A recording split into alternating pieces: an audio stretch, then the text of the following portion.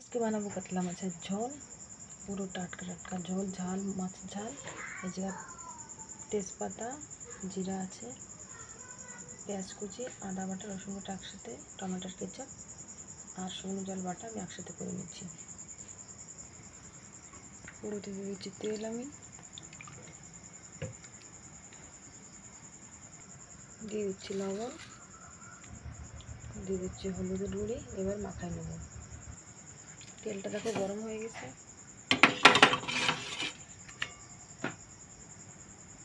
এবার দিয়ে দেবো মাছের মাথা।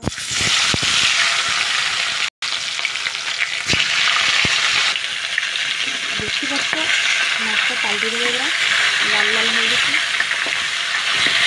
মাছের মাথাটা কত সুন্দর একটা বড় একটা মাছ, আমি পাল্টে দেবো। দেখতে পাচ্ছি বড়ো মাছের মাথাটা আমি পাল্টে নিচ্ছি। এবার কিছুক্ষণ পরে উঠিয়ে নেব। তা সব কটা মাথা আমার ভাজা হয়ে গেছে। এবার আমি এই তেলেই আমি আলু কটা ভেজে নেবো লাল লাল করে, লাল লাল করে ভেজে নেবো। দেখতে পাচ্ছ আলু কটা লাল লাল করে ভাজা গেছে। এবার আমি নেবো উঠে নেব। তো এই তেলে আমি দিয়ে দেবো তেজপাতা আর জিরা, জিরা দিয়ে দেবো।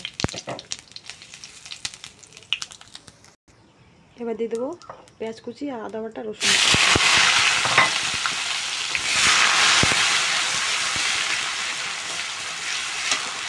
এবার টমেটো আর শুকনো জল একসাথে বেটে রেখেছি না, সে দিয়ে দিচ্ছি।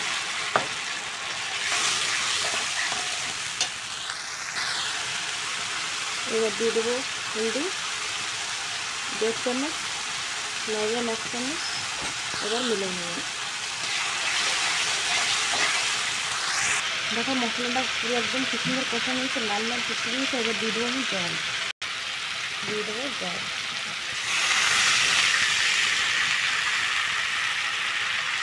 তো ভেজে রাখা মাছের মাথা আর আলুটা আমি তরকারিতে দিয়ে দেবো। এই যে দিয়ে দিচ্ছি। তা সব মাথা আর আলু দিয়ে দিচ্ছি। এবার ঢেকে দেবো। দেখতেই পাচ্ছ মাছের ঝোল পুরো ফুটে ফুটে উঠতেছে। দেখতে পাচ্ছ কাতলা মাছের ঝোল একদম পুরো রেডি। এবার আমি গরম মশলা বেটে নেবো। এই যে আমি গরম মশলা বেটে নিচ্ছি, দিয়ে দেবো।